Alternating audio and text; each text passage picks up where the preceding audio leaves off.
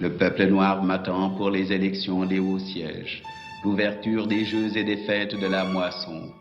Et je dois régler le balai des circoncis. Ce sont là choses graves. Cher vieux Sénégal, il est temps que nous te lavions des calomnies qui te défigurent. Il est temps que nous te rendions ton visage de jeunesse. Il s'agit aujourd'hui, pour nous, Sénégalais et Sénégalaises, de défendre notre indépendance. Ce que l'on veut, c'est vous coloniser. Ce que l'on veut, c'est vous réduire en esclavage. Pour ma part, je suis prêt à mourir. Vous aussi, n'est-ce pas, pour que vive le Sénégal.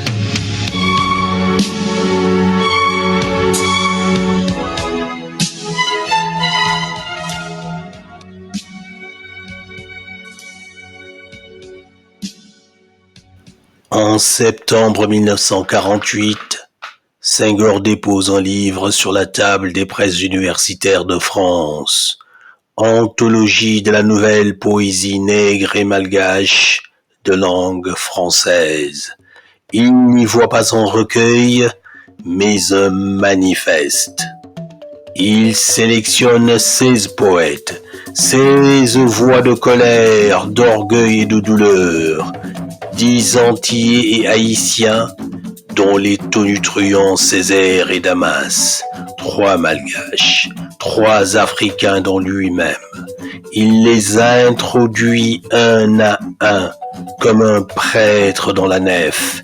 Césaire, ces images jaillissent des entrailles même du volcan, du creuset où on mûrit métaux et pierres rares des 3 continents et des 3 races. Il exalte la rage en vers, le combat en strophe. Mais ce n'est pas cela que la presse retient. Ce que Paris commande, ce que l'on lit à voix haute dans les cercles lettrés, c'est la préface, 30 pages, signée Jean-Paul Sartre, l'homme du moment, le prophète de Saint-Germain, le maître à penser d'une génération. Le texte s'intitule Orphée noire. Dès les premières lignes, Sartre frappe. Qu'espériez-vous donc quand vous ôtiez le bâillon qui fermait ses bouches noires? Quels chanteraient vos louanges? Il interpelle l'Occident, pointe du doigt son hypocrisie. Les colonisés parlent et leur voix n'est ni douce, ni reconnaissante. Pour Sartre, la négritude est une nécessité historique, un détour par la race, puisque c'est par la race que l'homme noir a été nié. Il écrit « Le nègre ne peut nier qu'il soit nègre, il est acculé à l'authenticité ».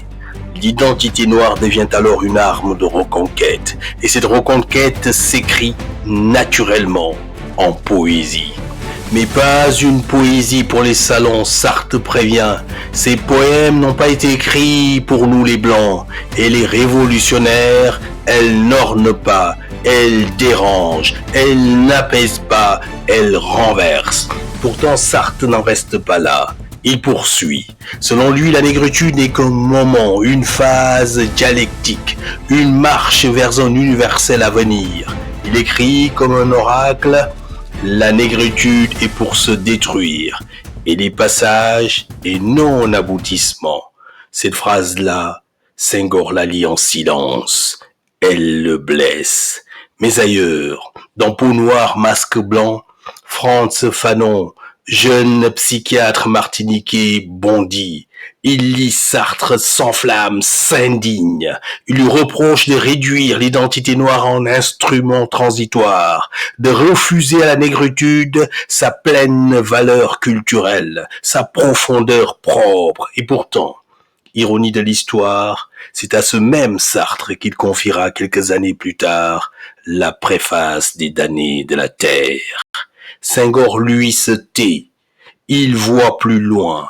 Il sait ce que représente Orphée noire. Il comprend que malgré tout, Sartre offre un tremplin, une tribune, une lumière. En publiant cette préface dans les temps modernes, en hissant la négritude au rang de philosophie, Sartre légitime une pensée que Paris méprise encore. Il attire les projecteurs. Alors Senghor s'incline. Il avale les malentendus comme on avale un remède amer. Il garde pour lui ses réserves, ses refus intérieurs. Il pense que l'essentiel est ailleurs. La négritude entre dans l'histoire des idées, et lui, Senghor, entre dans l'histoire du monde.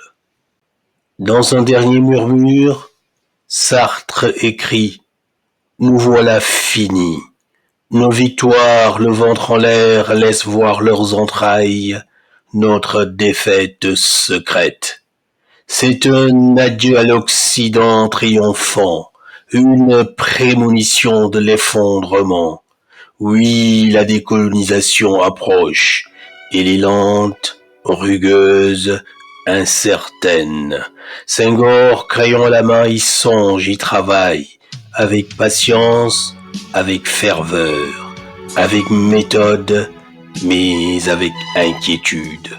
Car déjà il voit poindre au cœur de son Afrique natale les fissures et les germes de la division.